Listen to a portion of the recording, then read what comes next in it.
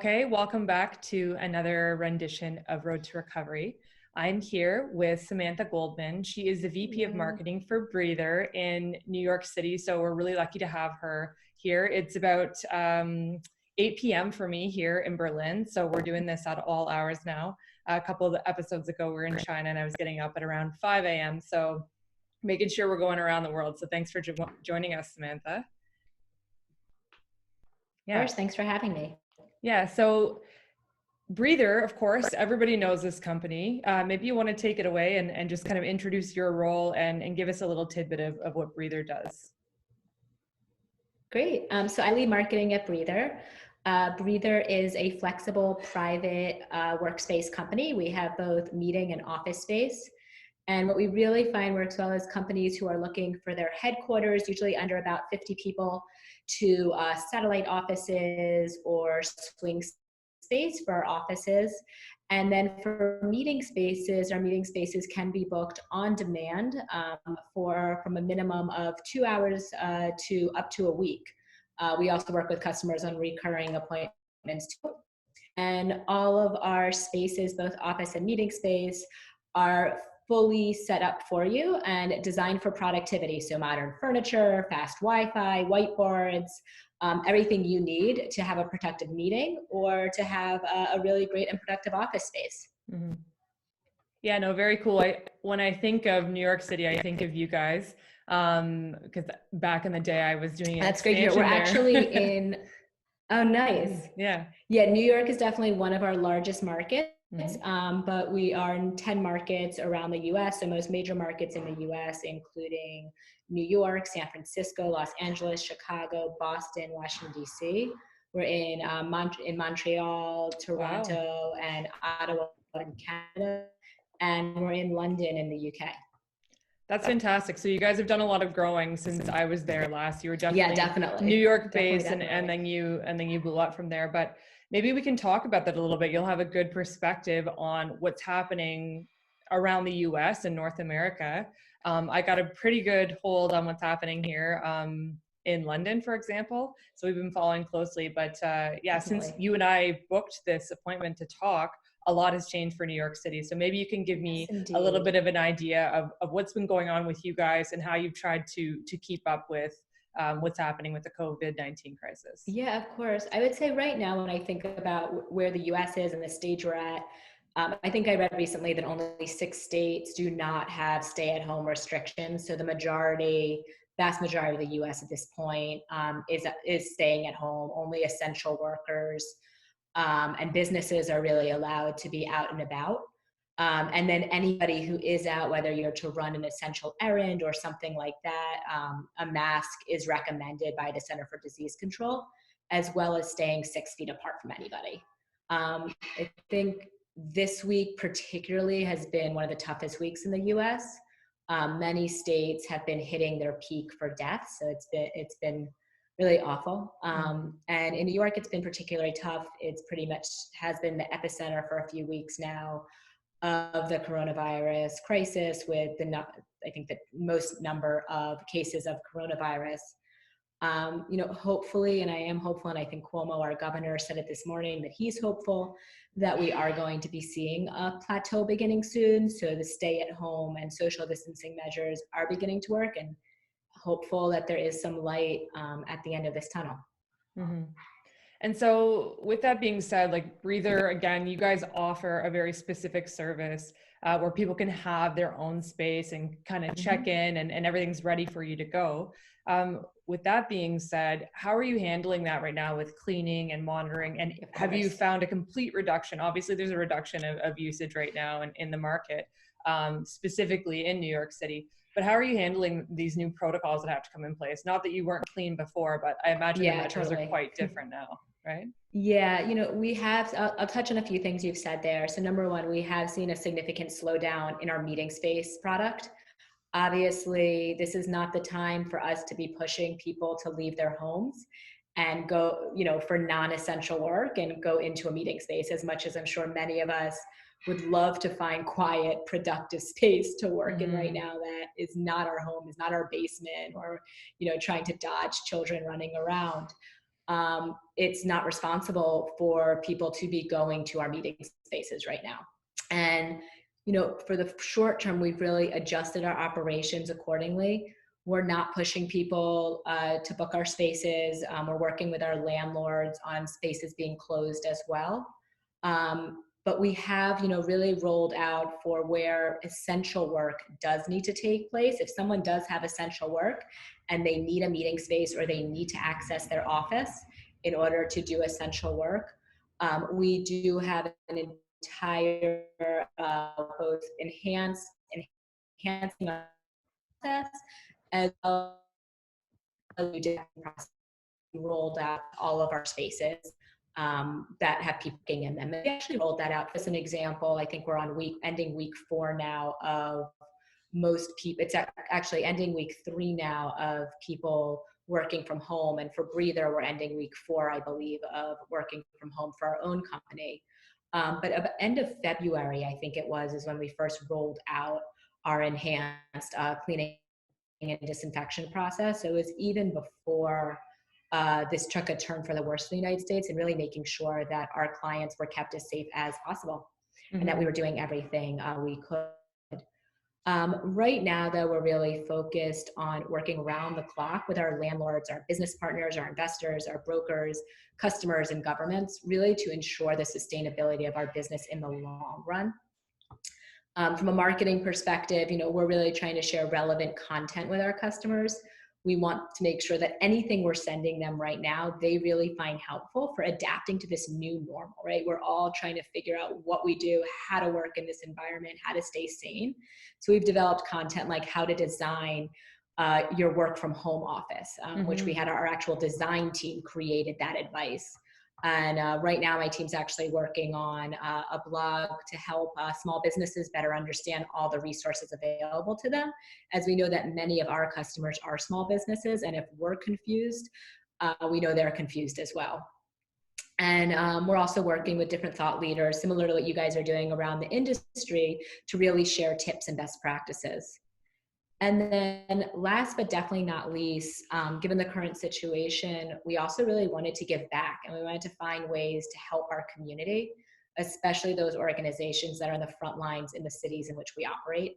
And so we've started by offering free workspace for the month of April to qualified government, nonprofits, and healthcare organizations in all the cities that we operate in. And thus far, some of the different uses we've seen include like war rooms for relief organizations, or needing space in the community to distribute supplies, or even, you know, one of the important things right now is for people not to be in a really dense office space.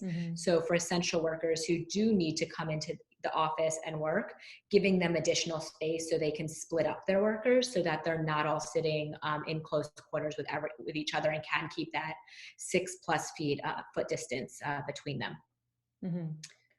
That's a lot. So it sounds like, of course, you guys have a lot going on, but you're on the right path. And it's really nice to also supply that information to people, because it is a really confusing time, and there's so much paperwork out there. There's lots to apply for, and nobody knows where it's going to be in the next couple of months, right? So we could have these restrictions lifted, but there's going to still be some repercussions from this whole ordeal.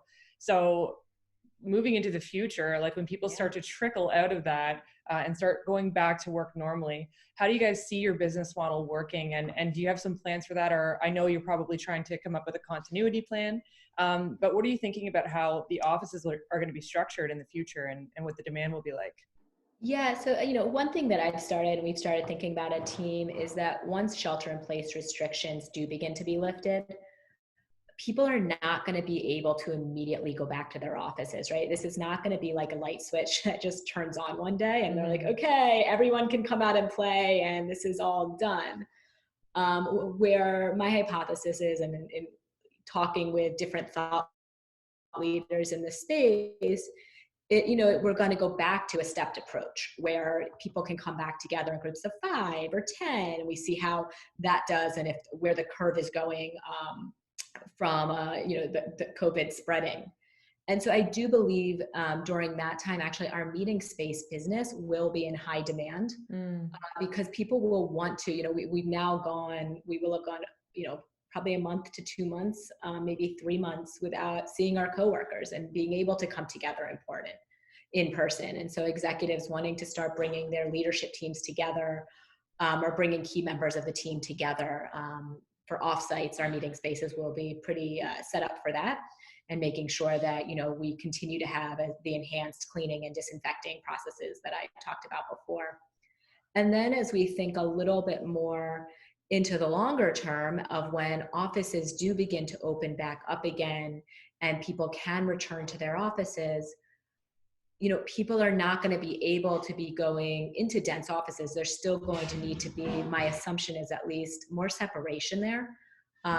And so being able to have additional space that you can move other teams into so that they can spread out a bit more, is something as well that we've actually been talking to a few companies about already. Mm-hmm.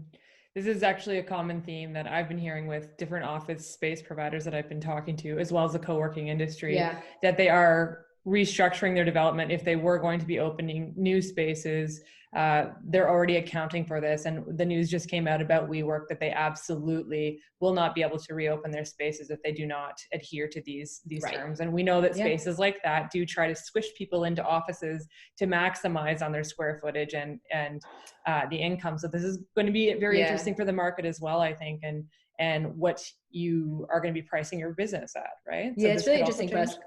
Definitely. I mean, already for us, we've got 2 times the square footage per head that co-working provides.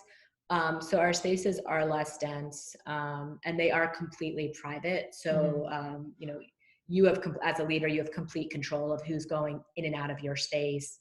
We work with you on making sure the desks are spaced appropriately for your needs and to fit the occupancy of the space. No, that's fantastic. So moving into the future then, so when this is all over, and hopefully it'll be very soon, what do you think is going to be the biggest learn out of this for you guys? And what kind of advice do you think that you could give to other people who are in your situation, other people that are in the industry, and maybe people who are returning to the workforce as well? Totally. So I'll answer the first part first, and then I'll go into the next part. So I do think that, if they haven't already started doing it, businesses are rethinking their workspace as a whole, both the amount of space they need, the type of space they need, as well as the possibility with so much uncertainty in the economy right now of entering a decade-long lease. Mm-hmm. I think that flexibility is going to be key. And I think that flexible workspace will be incredibly strong a year from now. Businesses are going to be looking for flexible options that align, what I think, with their logistical needs, right? So that they can size up or down easily if they need to hire, but they don't want to plan for that right now. Right now they have 30 people and they just want a space for that 30 people, but they want to be able to, hopefully 6 months from now when the economy changes, they want to be able to have space to add 10 more people to that. And so they're really going to need to have that. As I mentioned before, being stuck with a long-term lease, I think is also something that people are going to be hesitant about. Mm-hmm. And then the other thing that I do think, and we're starting to see this in different conversations we're having, is the ability to have access to additional space on demand versus paying for space that you rarely use.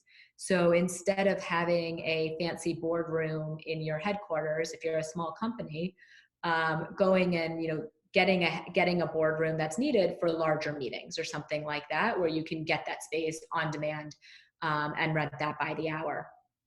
As I talked about before, I also obviously think that private space is going to become more critical. I do think that leaders will want to control who is coming in and out of their offices. They're going to want to, and we're seeing this from our customers, right? They're going to want to have more cleanings for their spaces. They're going to want to be adding disinfecting services so that their spaces are occasionally disinfected, and they're going to want to have control of that happening for anywhere where their employees can be in their building.